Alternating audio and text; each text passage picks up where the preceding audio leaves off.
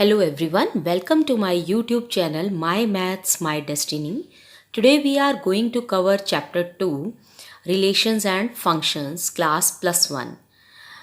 We are taking part 1 here. In this part we will cover exercise 2.1. Let's start with the first topic.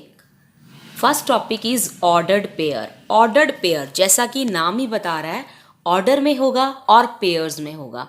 ठीक है, तो first point इसका क्या है? Pair of objects. Of course pair होगा, दो objects होंगे या एलिमेंट्स कह लीजिए, एक ही बात है, लेकिन एक स्पेसिफिक ऑर्डर में होंगे. ठीक है, जनरली आपने क्या किया है यहाँ पर, आप पहले ऐसे फोर्थ चैप्टर था आपका linear equation in two variable, तो आप कोऑर्डिनेट ज्योमेट्री में आप क्या करते थे? कोऑर्डिनेट ज्योमेट्री में जब आप यहाँ पर आप और ये लिखते थे x comma y, abscissa comma ordinate, तो इनको आप कोऑर्डिनेट्स बोलते थे.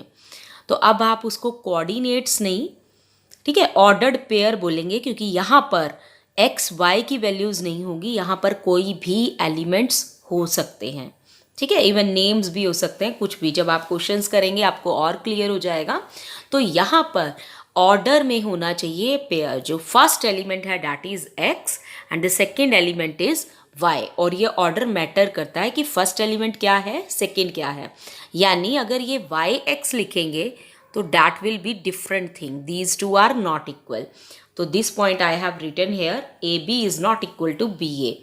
ठीक है, ये जो ए बी है, दो सेट्स यहाँ पर, ये मतलब नहीं है कि यहाँ पर ये बी ए के इक्वल है. तो these are two different, order matters here. ठीक है, तो जिस तरह से आप सॉक्स और शूज़ का एग्जांपल ले लीजिए, तो आपके वो पेयर्स में होते हैं ना, आप उल्टा करके नहीं पहन सकते ना उसको, लेफ्ट का राइट में, राइट का लेफ्ट में, बिल्कुल उसी तरह से. तो these are different things. Second is A B is a representation. हम कैसे रिप्रेजेंट कैसे करते हैं, इसको ब्रैकेट में लिखते हैं, ऑर्डर्ड पेयर को ओपन ब्रैकेट में लिखते हैं, और बीच में हम क्या लगाते हैं, इसके कॉमा लगाते हैं. तो this is the representation, this is the representation of the ordered pair. And A is called first element and B is called second element of the ordered pair.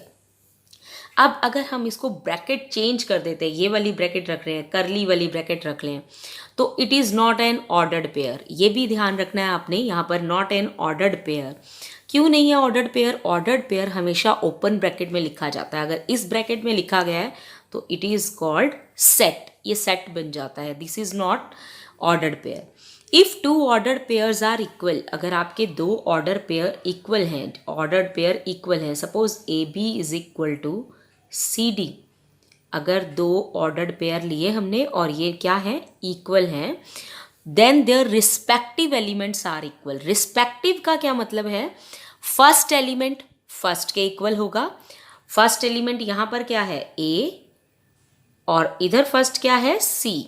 अगर दो ऑर्डर्ड पेयर इक्वल हैं तो first element first के equal होगा और second वाला second के equal होगा. B is equal to D, second element will be equal to the second. तो रिस्पेक्टिव का मतलब ये हो गया. ठीक है, फर्स्ट के इक्वल एंड सेकेंड के equal. The last point, this is the example application की कैसे यूज करना है. अब यहाँ पर आपको दो ऑर्डर्ड पेयर दिए हुए हैं, एक ब्रैकेट में लिखा हुआ है 2x comma x plus Y, यानी first element is 2x and second element is x plus Y, और equal to another ordered pair which is first element is 6 and second element is 2. अब हमें x और y निकालना है. तो अभी last point अगर आप इसको कंसीडर करें तो हमने क्या पढ़ा है, दो ऑर्डर्ड पेयर तब इक्वल होंगे जब उनके रिस्पेक्टिव एलिमेंट्स इक्वल होंगे. यानी फर्स्ट एलिमेंट जो कि लेफ्ट साइड वाले का है 2x और राइट साइड वाले का है 6, तो 2x इज इक्वल टू 6 होगा. तो यहाँ से आपकी x की वैल्यू कितनी आ जाएगी, yes 3, 6/2 is 3.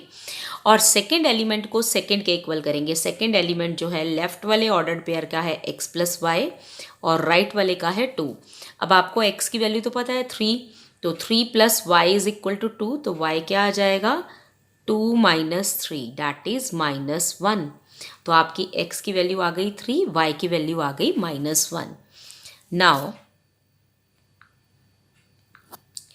Second thing is Cartesian product of two sets. तो ये दो चीज़ें आप पढ़ने वाले हैं इस फर्स्ट एक्सरसाइज में। आपको एक तो ऑर्डर्ड पेयर जो हमने कवर किया है अभी, नेक्स्ट इज कार्टीजियन प्रोडक्ट। अब ये कार्टीजियन प्रोडक्ट क्या है? प्रोडक्ट तो आपको पता है कि जब आप मल्टीप्लाई करते हैं, दो सेट्स को आप मल्टीप्लाई कर रहे हैं। कार्टीजियन इसलिए बोल दिया क्योंकि अब हम ऑर्डर्ड पेयर में लिखेंगे, कार्टीजियन कोऑर्डिनेट्स की फॉर्म में लिखेंगे उसको, ठीक है। अब लेट ए और बी जो है वो दो सेट्स हैं और उनके कार्टीजियन प्रोडक्ट करना है, तो हम उसको रिप्रेजेंट कैसे करेंगे? ए क्रॉस बी। हम ए डॉट बी नहीं लिख सकते, क्रॉस बी। रिप्रेजेंटेशन इनकी स्पेसिफिक है, पर्टिकुलर है, वही रहेगी, ठीक है। तो अगर हमारे पास ए और बी दो सेट्स हैं और उनका हमने प्रोडक्ट लिखना है, Cartesian product, so then it will be represented by A cross B. अब next point is if set A has M elements, अगर सेट ए में एम एलिमेंट्स हैं, यानी नंबर ऑफ एलिमेंट्स, यहाँ मैं लिख रही हूँ n A is equal to m. इसका मतलब है number of elements in the set A is equal to m. इसी तरह से number of elements in the set B is equal to, कितने एलिमेंट्स है बी सेट में? एन। तो ए क्रॉस बी में यानी कार्टीजियन प्रोडक्ट में कितने एलिमेंट्स होंगे? जो इन दोनों का प्रोडक्ट होगा, यानी एम एन एलिमेंट्स होंगे, ठीक है। यानी अगर हम नंबर्स में लें तो मैं अभी एक एग्जांपल लेके दिखाती हूँ आपको कि किस तरह से लिखेंगे। वहाँ पर आपको सेकंड और थर्ड जो पॉइंट है वो दोनों क्लियर हो जाएंगे। ये सेकंड पॉइंट और थर्ड पॉइंट दोनों क्लियर करेगा ये एग्जांपल। सबसे पहले मैंने यहाँ कहा कि सेट ए में एम एलिमेंट्स हैं और सेट ए में एन एलिमेंट्स हैं, तो ए क्रॉस बी में होंगे एम इंटू एन एलिमेंट्स। तो अब यहाँ देखिए, सेट ए में 3 एलिमेंट्स हैं 1 2 3 और सेट बी में है 2 एलिमेंट्स x, y। तो 3 इंटू 2 यानी हमारे ए क्रॉस बी में कितने एलिमेंट्स होने चाहिए? A Cartesian product of A into मतलब ए क्रॉस बी में कितने होने चाहिए? 6 elements, m into N, 3 into 2 6 elements. तो अब देखते हैं कि एलिमेंट्स निकालते कैसे हैं, हम कार्टीजियन प्रोडक्ट कैसे लिखते हैं। तो अब आपको थर्ड पॉइंट क्लियर होगा। जब हम दो का प्रोडक्ट कर रहे हैं, दो सेट्स का, तो हमारा आंसर ऑर्डर्ड पेयर में आएगा, ठीक है। जिसमें पहला एलिमेंट हमारा होगा, ये जो साइन आप देख रहे हैं ये बिलोंग्स टू का है, ठीक है। यहाँ पर अब मेरे पास यहाँ पर डबल लाइंस वाला सिंबल था, this is actually belongs to, ये वाला साइन है आपका, क्लियर। तो ए बिलोंग्स टू ए यानी फर्स्ट वाला एलिमेंट फर्स्ट सेट से बिलोंग करेगा और जो सेकंड वाला एलिमेंट है ऑर्डर्ड पेयर का वो सेकंड वाले सेट से करेगा, ठीक है। तो ए क्रॉस बी और A B cross A different होंगे। तो अब यहाँ से देखिए ए क्रॉस बी, यहाँ मैंने स्पेस छोड़ी है, तो कैसे करेंगे?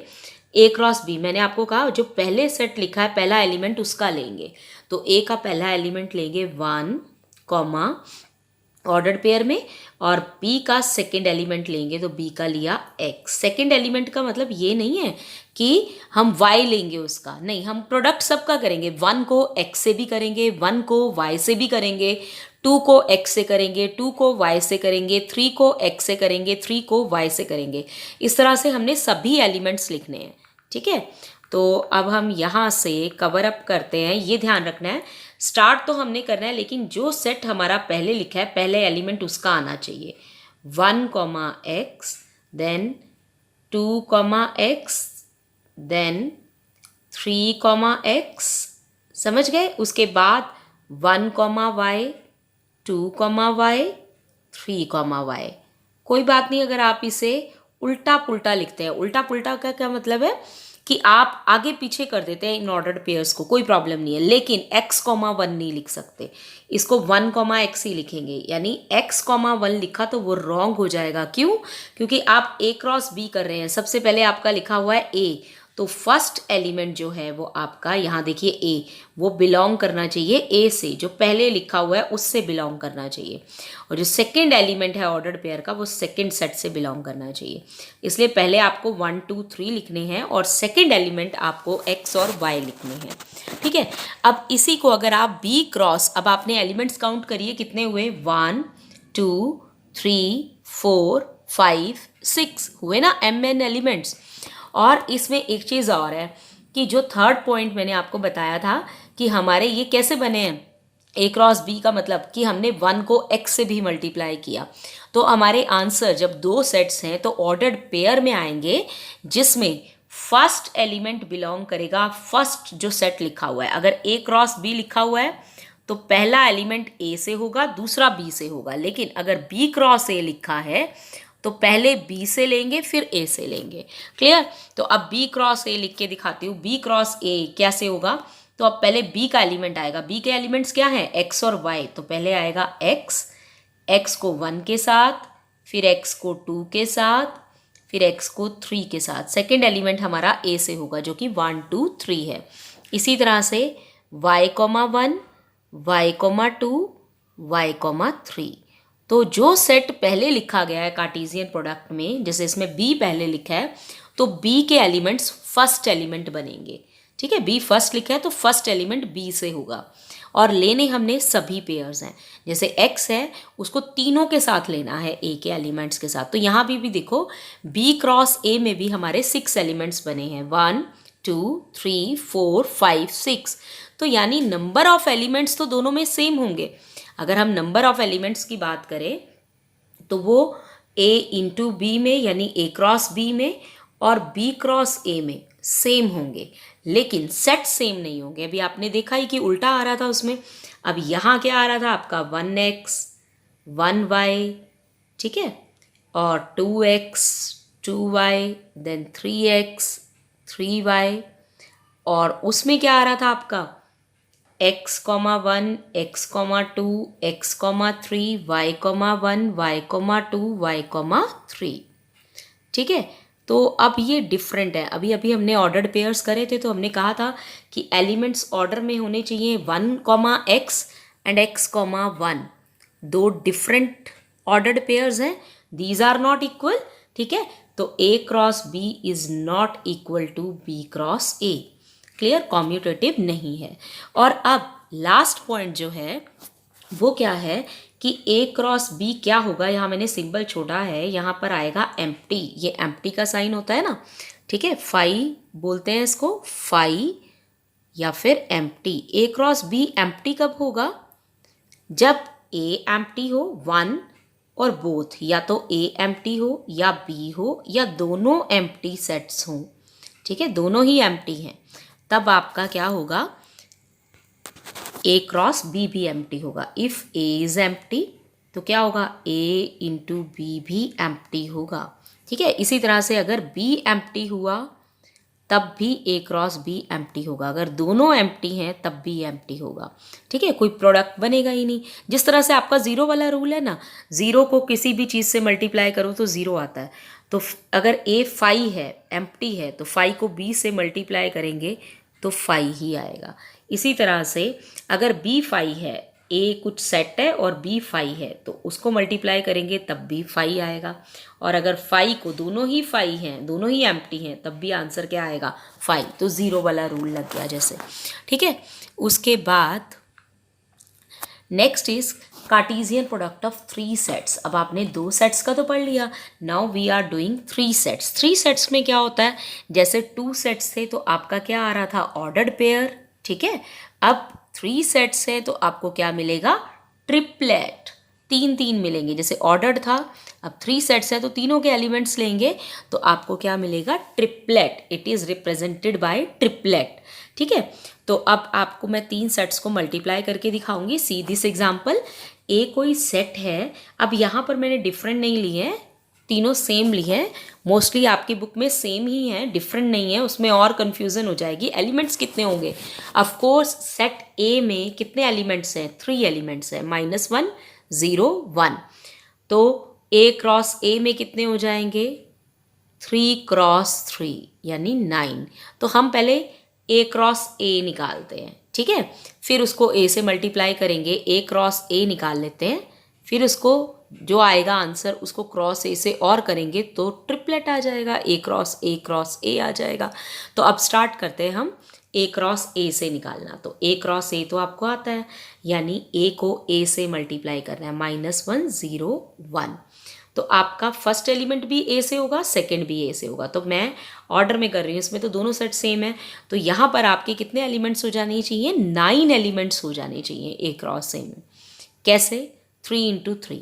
अब ये जो -1 है ये तीनों के साथ आएगा, -1, कितना आया? अभी एलिमेंट्स देखना कैसे बनेंगे। -1 को पहले किया -1 से, फिर -1 को किया 0 से, फिर -1 को किया 1 से।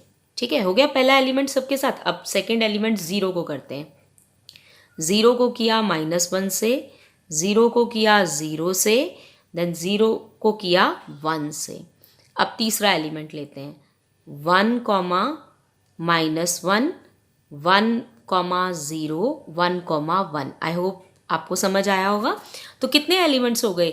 3 यहाँ थे, 3 यहाँ थे, तो 3 × 3 दोनों को मल्टीप्लाई करके 9 एलिमेंट्स। तो 1, 2, 3, 4, 5, 6, 7, 8, 9। ठीक है, 9 एलिमेंट्स हो गए। तो हमने अभी तो हमारा 2 ही आया है, पेयर्स में आया है। हमने तो 3 टाइम्स मल्टीप्लाई करना है A क्रॉस A को। अब कैसे करेंगे? मैं ऑल पेयर्स नहीं लिख रही हूँ, बट आपको समझा रही हूँ किस तरह से लिखना है। तो A क्रॉस A आप निकाल चुके हैं, यानी ये वाले को आप A से मल्टीप्लाई करेंगे तो आपको क्या मिल जाएगा? ट्रिपलेट मिल जाएगा, A × A × A मिल जाएगा। तो अब यहाँ पर कितने एलिमेंट्स हैं? इसमें 9 हैं, ठीक है, उसमें कितने हैं? 3 हैं। तो आपके हिसाब से अब ये 27 एलिमेंट्स बन जाएंगे। कैसे? सबसे पहले आप इस एलिमेंट को -1 A क्रॉस A के एलिमेंट को A के साथ लिखेंगे। तो पहले A का एलिमेंट है -1, ठीक है। अब इसी एलिमेंट को 0 के साथ लिखेंगे, फिर इसी एलिमेंट को 1 के साथ लिखेंगे। तो बने ना, एक एलिमेंट के कितने बन गए? 3 बन गए। तो ऐसे ही इसके भी 3 बनेंगे। इसके साथ पहले क्या आएगा? ट्रिपलेट ऐड होता जाएगा, यानी A क्रॉस A का तो एलिमेंट ये हो गया, और साथ में इंटू A जो है उसका एलिमेंट क्या होगा? आपका -1 दोबारा ऐड होगा। समझ में आया? तो हर एक के साथ आपके 3 एसोसिएट होते जाएंगे। तो टोटल कितने एलिमेंट्स हुए? 3 इसके हैं, 3 इसके हैं, तो 27 एलिमेंट्स टोटल होंगे।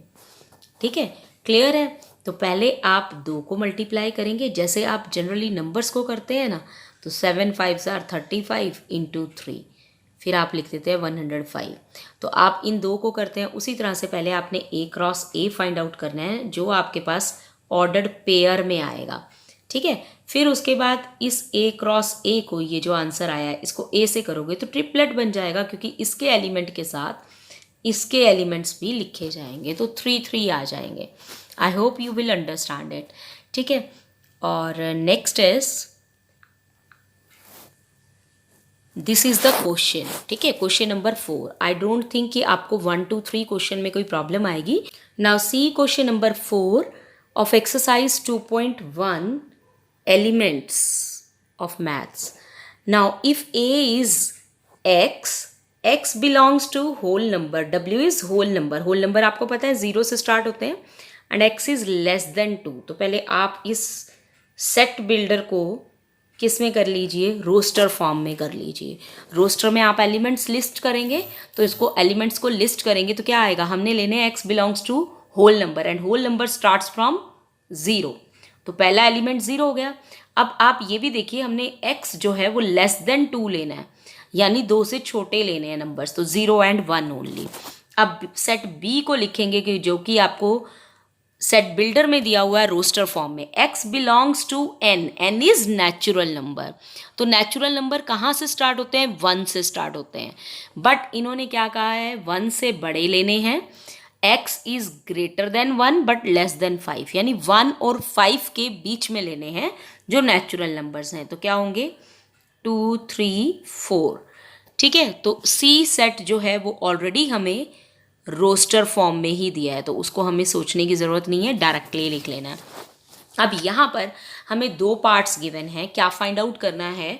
फर्स्ट में है A का कार्टेशियन प्रोडक्ट निकालना है B इंटरसेक्शन C के साथ। तो हमें क्या निकालना है? A Cartesian product B intersection C। तो पहले ब्रैकेट निकालेंगे हम। सबसे पहले हम निकालेंगे B इंटरसेक्शन C। तो B इंटरसेक्शन C क्या आएगा? दोनों में कॉमन जो है, इंटरसेक्शन क्या होता है? जो कॉमन है। तो दोनों में कॉमन क्या है? यस, 3 कॉमन है दोनों में, तो B इंटरसेक्शन आ गया 3। अब फर्स्ट पार्ट में हमें क्या फाइंड आउट करना है? हमने A का कार्टेशियन प्रोडक्ट करना है, किसके साथ? B इंटरसेक्शन C के साथ। अब A हमारा क्या है? 0 1, और B इंटरसेक्शन C क्या है 3। तो हमने 0 1 का कार्टेशियन प्रोडक्ट करना है 3 के साथ। तो पहले हमारा ये वाला सेट है, तो पहले एलिमेंट इसका आएगा, तो 0,3 एक बार 0 3 के साथ होगा मल्टीप्लाई, और एक बार 1 होगा 3 के साथ।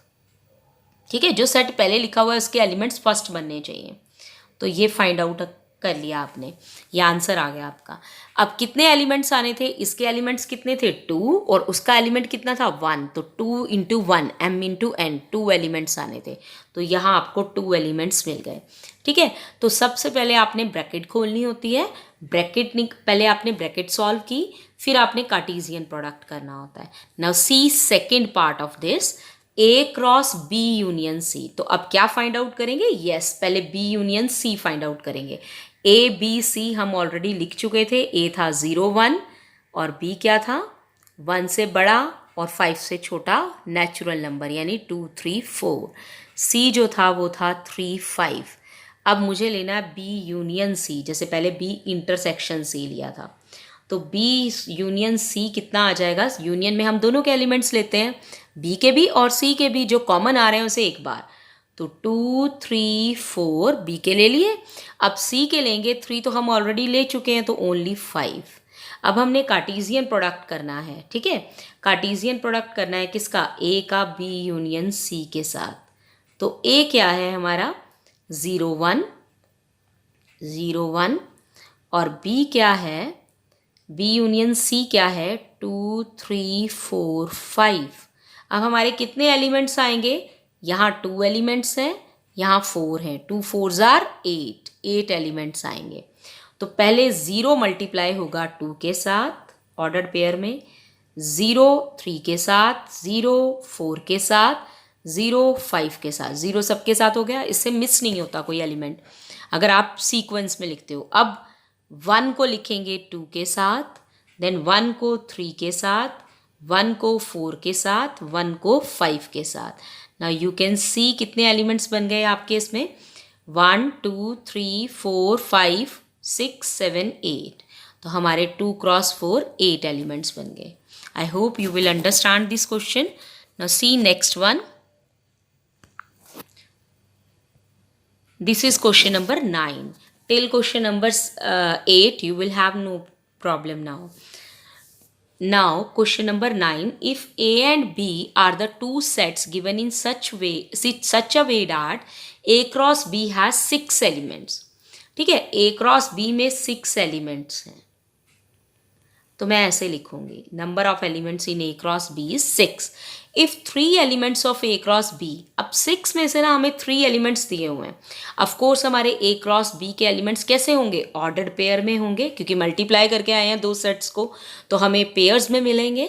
तो इनमें से हमें बाकी के एलिमेंट्स निकालने हैं। 6 में से we are given 3 and other 3 निकालने हैं। अब हमें पता चल जाए कि अगर सेट A क्या है और सेट B क्या है, तो हम बाकी के रिमेनिंग एलिमेंट्स बता सकते हैं। तो बहुत इजी है बताना कैसे, कौन से एलिमेंट्स A के हैं कौन से B के हैं। तो सेट A के जो एलिमेंट्स हैं, क्योंकि A पहले लिखा हुआ है, A क्रॉस B है, तो A पहले लिखा है, तो पहले पहले वाले एलिमेंट A के होंगे, यानी 1 2 3। ठीक है, तो A सेट मिल गया हमें। इसी तरह से अब B सेकेंड नंबर पे लिखा है, तो सेकेंड एलिमेंट B के होंगे, तो 3 5। अब जो रिपीट हो रहा है वो नहीं लिखना। ठीक है, तो इसका मतलब हमारे पास सेट A में 3 एलिमेंट्स हैं और B में 2 हैं, तभी 6 बने ना। अब हमारे पास हमने रिमेनिंग 3 लिखने हैं, तो कौन कौन सा, पहले बनेगा 1 3, ये हमारे पास है, तो 1 5 नहीं है, तो एक एलिमेंट हमें रिमेनिंग मिल गया 1 5।